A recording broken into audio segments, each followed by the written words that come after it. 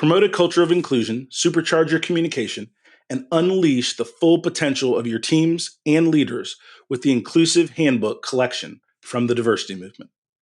As part of the collection, I wrote the Inclusive Leadership Handbook with Kurt Merriweather to empower leaders with tools needed to cultivate a culture that fosters creativity, innovation, and employee engagement. Through strategies, exercises, and self-reflection, leaders at all levels can enhance their effectiveness. Learn more at thediversitymovement.com/store. Use code HOL at checkout for 25% of your first order. Do you want to build your brand by being a guest on industry-leading podcasts? If you're a business leader, an author, or a speaker, my guess is that you do. Picture this. You, a dynamic executive easily connecting with engaged audiences, turbocharging your top-of-funnel marketing, and creating a treasure trove of content with every episode. Podcasting is a game changer that you've been waiting for. And podcastally.com is your VIP ticket to podcast PR success. Say goodbye to the ordinary and hello to the extraordinary exposure. Let the Podcast Ally team connect you with the best-in-class podcast for you to be a guest on. Head over to podcastally.com and use the promo code DT for a 10% discount on Podcast Ally services. That's podcastally.com, promo code DT.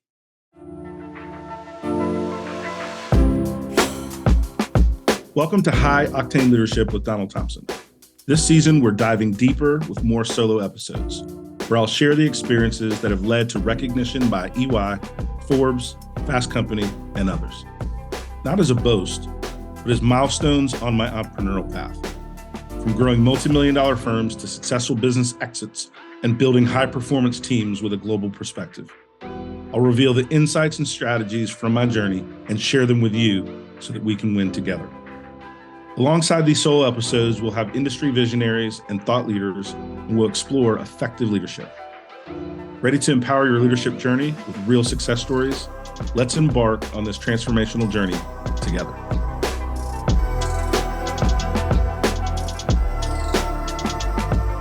In this episode, I'm joined by Jason Gillikin, CEO of Earfluence and Podcast Ally.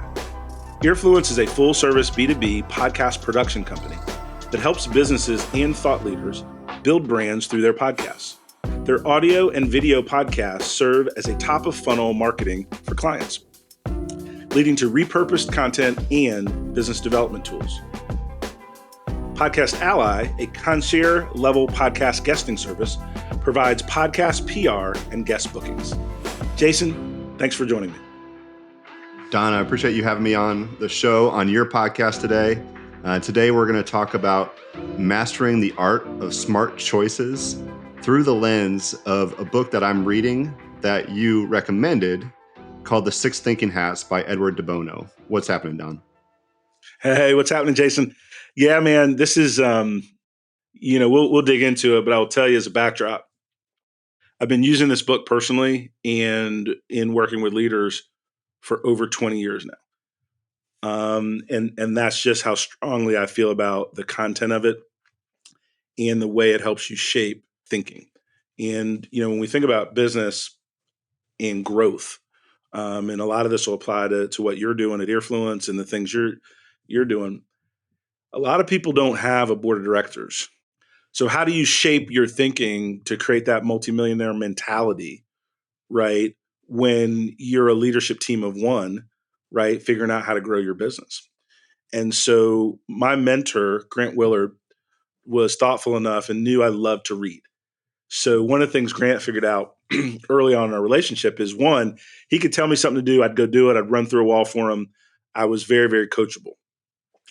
But if he taught me a thought process, I would apply it to 10 to 15 different situations. And once he figured that out about me as an individual, as a personality, he started feeding me certain books that would give me a broader perspective, right, on winning in the workplace. And one of these books was The 6 Thinking Hats. And so I'll go over this for our audience really quick, and then we'll dig into how it rolls. And so basically what 6 Thinking Hats does is it gives you a framework of how to think all the way through a problem. And so the first hat, and you can use them in any order, but the first hat is the white hat. Facts. What are the factual things that you know about a particular situation? Second is black hat. What are the things that could go wrong, the risks? Yellow hat. What is the upside? What are all the good things that can happen? Why are we doing this? Red hat. How do you feel? What is your emotion? What is your intuition? Green hat. New ideas, innovation. How can we do things different? And then blue hat is your operations, your project management, your time, your delivery, your effort, your profitability. So those are the 6 thinking hats at a high level. But one of the things that it allows you to do is just think about it like this. One of the things that you just did successfully at your firm, Earfluence, is you acquired a company that was in the podcasting space, right? But had a different set of offerings for clients than Earfluence did. So one of the things in business that happens all the time when you're trying to expand is, do I buy a company that has the skills and the assets that I need? Do I build those assets internally? Or do I partner, right, with someone that has those skills? So in using the 6 thinking hats, you can go, okay, wait a minute. What are the facts that I know? How much does a person want to sell this business for? How long have they been in business? How many customers do they have? Do they have an infrastructure and a process for how they acquire customers and keep clients happy? You put all of that into that white hat bucket. Black hat is, all right, what if nobody really wants this new skill set, new offering? How long will it take me to learn their methodology? What if the person that's selling the business really didn't have a well thought out process? It just looks good on paper, right? Then you think of the yellow hat. Man, if this works, I could triple my revenue in the next 12 months. I can raise the value of each customer. You then look at, how do I feel about it? Man, it'd be cool to buy a company. That sounds good on LinkedIn. Press releases are awesome, right? I feel like I can get bigger faster. What does my intuition say? Do I trust my new partner? Do I feel good about what they're bringing to the table? The operational hat, which is the blue hat, when do we want to acquire this company? What is the paperwork and the legal that has to get done? How does this affect counting? What is the tax implications? These are operational things. And then the green hat is, wait a minute. When I acquire new clients with this new set of offerings, I not only increase my current revenue, but I increase the window of which I can sell products and services and serve these new clients. And you start thinking of ideas. What I just went through very quickly, very briefly, is a way to use the 6 thinking hats, whether you're applying for a job, is this the right company for me? Whether you're buying or acquiring a company, whether you feel that you're going to be an entrepreneur or not. The 6 thinking hats gives you the ability to now, without a lot of emotion, the red hat is emotion, but without a lot of emotion, because most of us make poor decisions based on how we feel. And we make better decisions when you blend how you feel with facts and logic and data. The best decisions are a combination of those 2 things. And so using the 6 thinking hats can allow you to spread across a lot of different decisions. And it's been valuable to me for 20 years because Grant, through this book and reading the book, I've probably read the book 10 different times now, and then talking about it and teaching on it, has cemented in my mind where I naturally think through problems, discussions, opportunities using the 6 thinking hats almost on autopilot. Yeah. I've seen that in our time together. So with you as my executive coach, you will go through those so fast. So I tend to fall in the yellow and white hat. So when I look at something, I'm like, yeah, I love this because it is this, this, and this. And sometimes I'll have to look at the facts and figure out, okay, is my optimism warranted? And then when I bring it to you, you bring these other four hats that I'm not quite thinking about. And it's like, okay, well, what are the risks? What does your intuition say? How do we 10x what you're already thinking using that green hat? And so I've seen this in action even before you told me about this book, which has been awesome. So, DT, do you tend to fall into certain initial hats? And do the people that you're mentoring fall into certain hats? And is it tough to, start that process of going through all six of them? So I just started smiling as you were talking, Jason. One, because what you said is right on target. It's just like, it's a part of the way I think through business problems, opportunities. And you alluded to something that's really, really powerful. We all have dominant hats. Think about all the different meetings you've been in with people over the years. There are some people that are just naturally pessimistic and they just go to the black hat, the risk, what could go wrong, what's broken, why it won't work. People have tried this before. And that's valuable too. That is valuable too.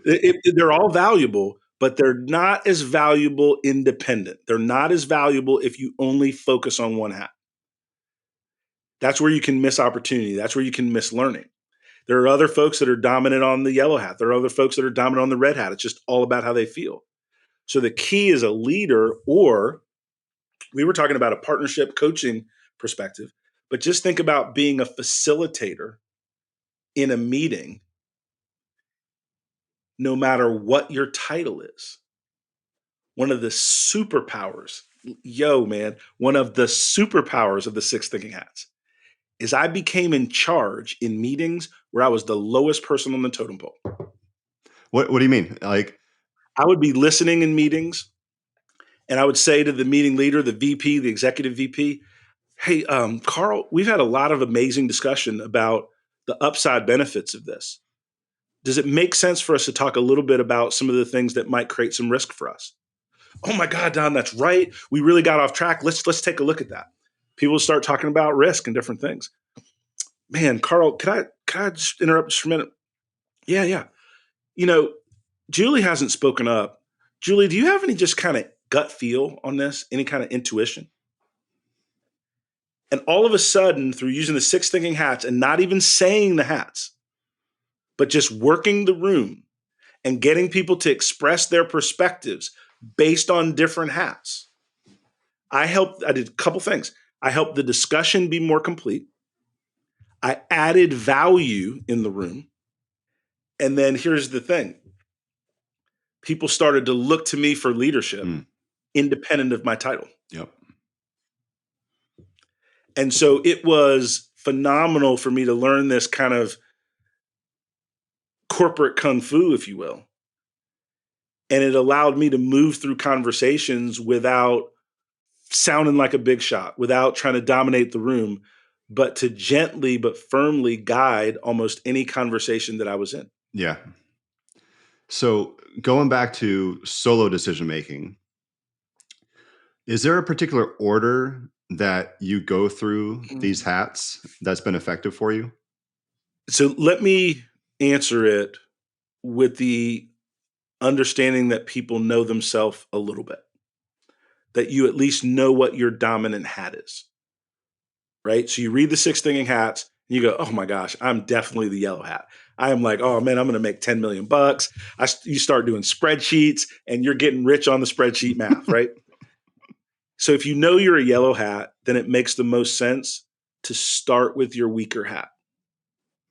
Start with the hat that you most likely would avoid using, because that's the mental muscle that needs the most practice, the most work, the most time, right? So I would start with the hat that is opposite of the hat that you most likely would use when you're using it for individual decision making. Yeah. I've seen that in our coaching as well, or in your coaching as well, where I'll have an idea and it's not that you disagree with the idea, but you want to kick it back to me with what could be the negatives, just so that I can think through that and be stronger with my convictions. It's like this. as a mentor, as a coach, you're on the field. My job is to help you make the best decisions possible with pace while you're on the field. And so, well, if there's a high degree of trust, great.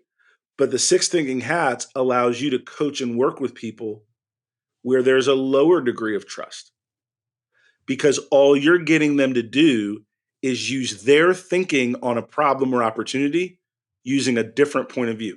I'm not advocating my thinking. So I'll sit with someone and say, John, it seems that you are really, really against this proposal.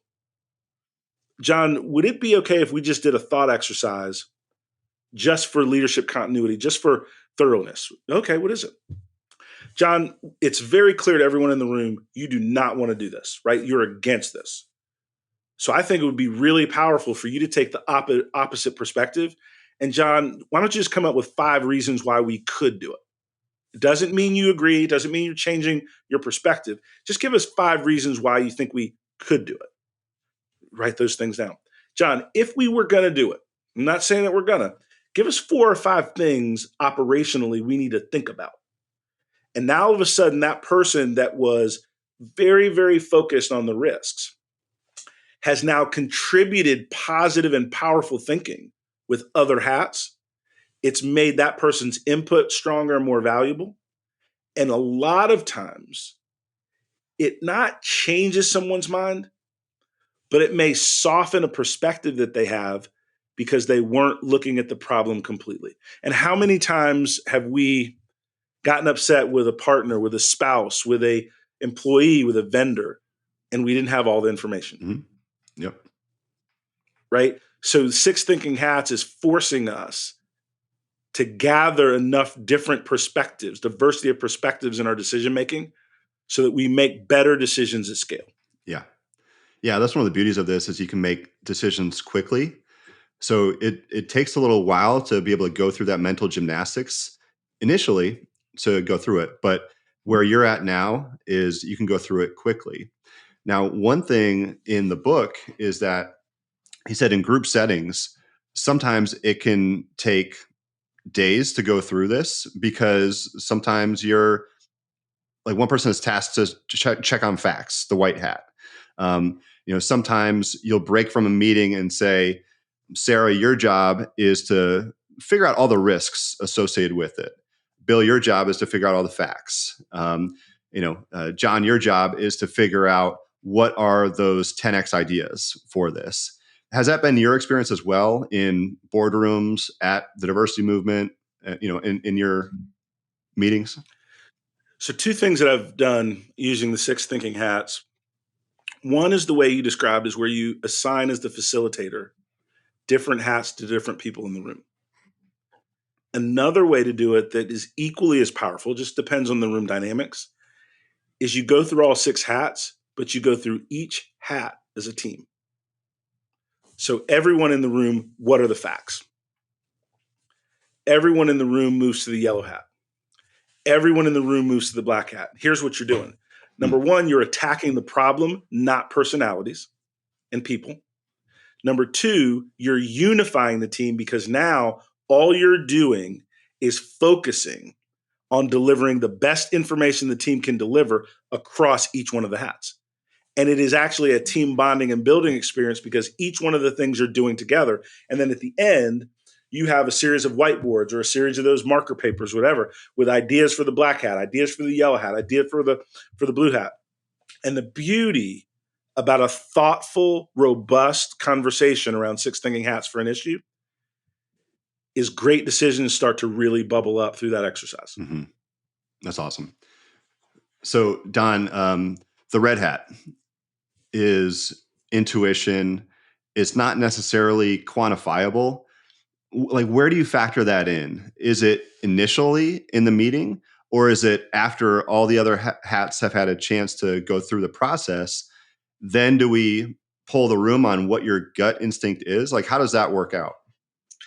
Think about, so it's a powerful question and it's a powerful hat. Think about how we make decisions about people, about movies, about books, about things that concerts we go to. right? We make decisions on movies based on a 15-second movie clip. We decide if we're going to keep a song on a radio station based on 5 seconds. We determine in the first 10 seconds if we like somebody or not. All these things are based on intuition, but intuition is just not blind gut.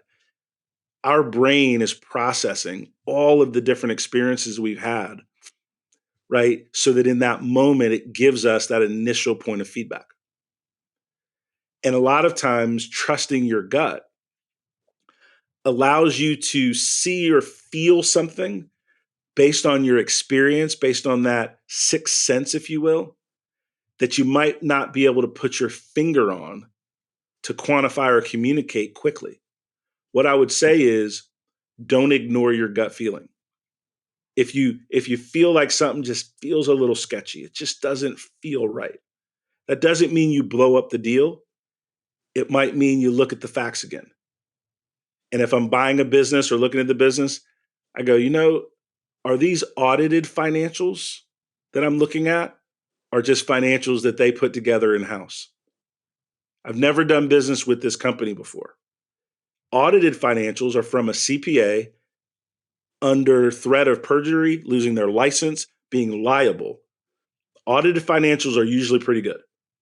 Like when you're looking at a bit, like if somebody has audited financials from a reputable CPA firm, those numbers are usually pretty good. But by asking that question, I've gone, oh, wait a minute. These are just, they use QuickBooks on steroids and made some shit up. You know what I mean? So my gut, and then asking some other questions to get more data, has sometimes kept me out of situations. Another one, and I didn't catch this until after I invested.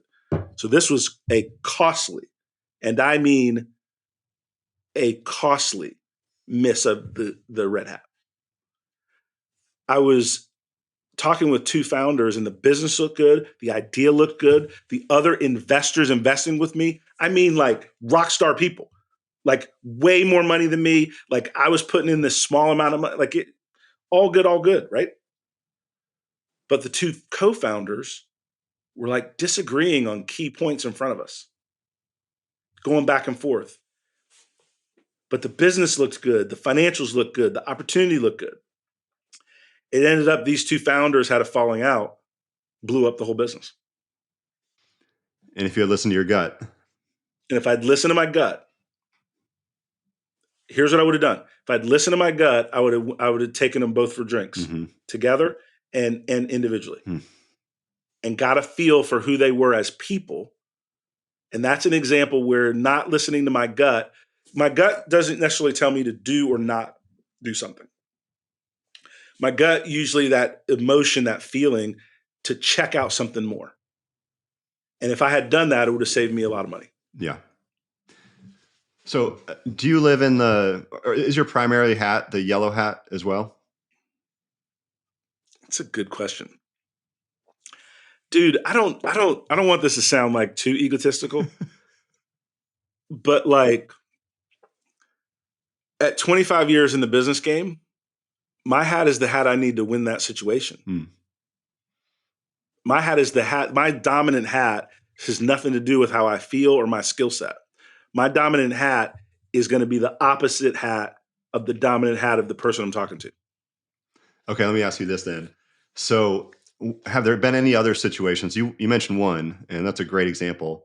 Have there been any other situations, and you've had a lot of wins in your career. You've also had a lot of misses in your career. A lot of L's. A lot of L's. But you know the sixth thinking hats. You've been working it for 20 plus years.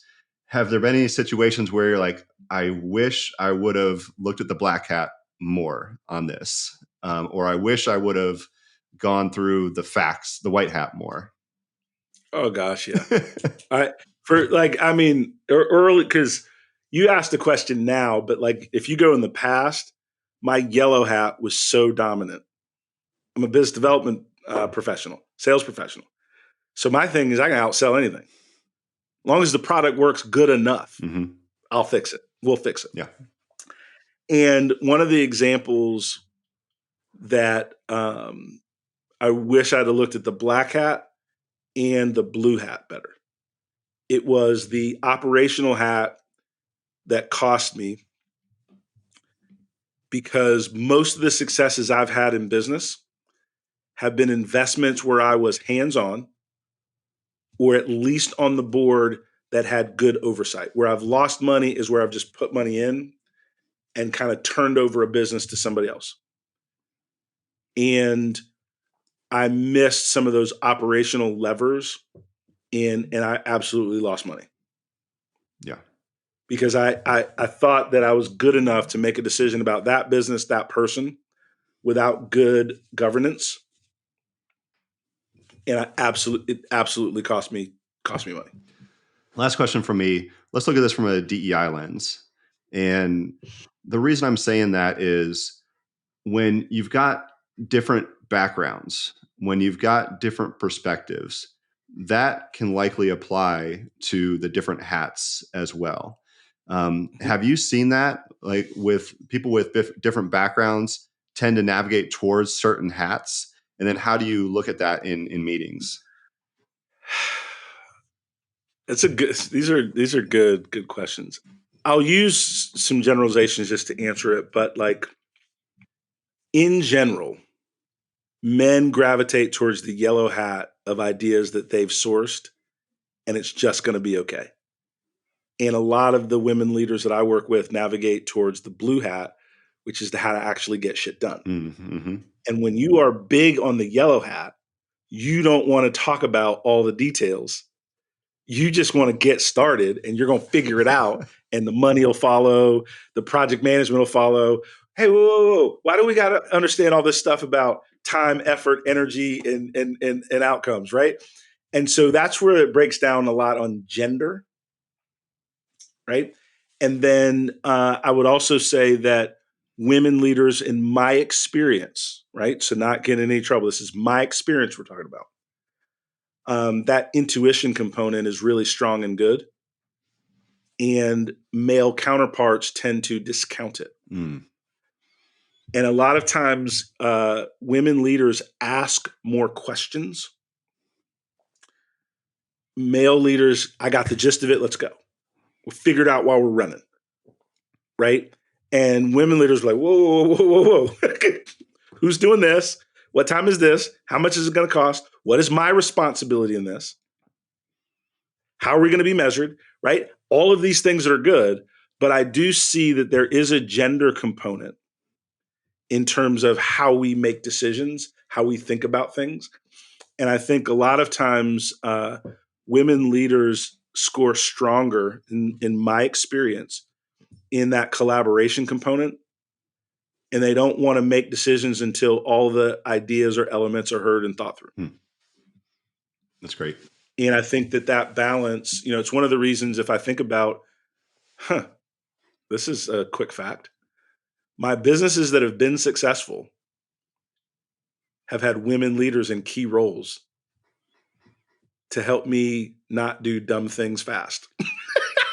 That's not a coincidence.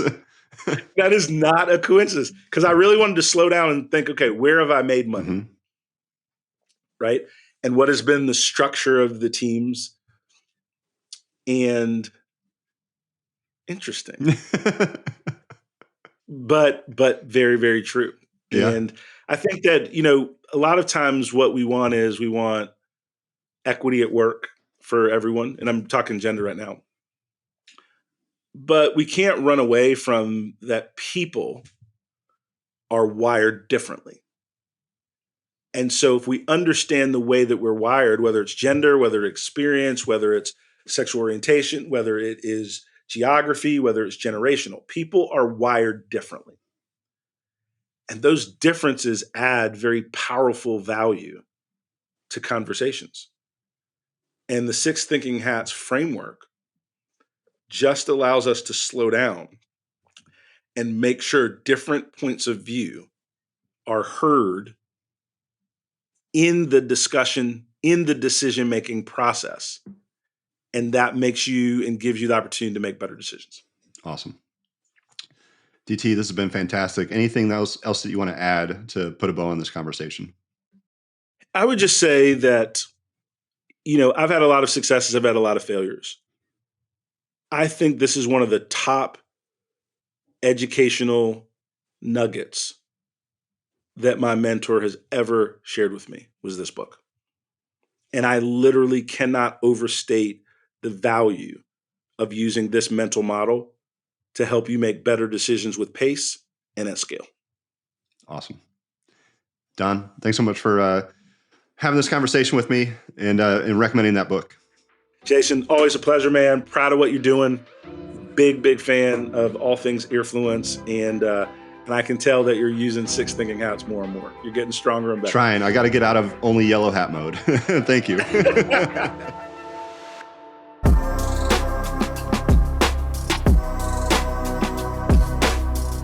Thank you for joining us on High Octane Leadership with Donald Thompson. Today's episode is a step in our collective journey towards leadership excellence. Remember, every story we share and every insight we gain is a piece in the puzzle of our leadership journey. For more insight and detail, hit the subscribe button so that we can stay connected. For deeper information and more episodes, go to donaldthompson.com. Continue to lead with vision and purpose, and until we meet again, embrace your role as a high-octane leader in the ever-evolving world of business.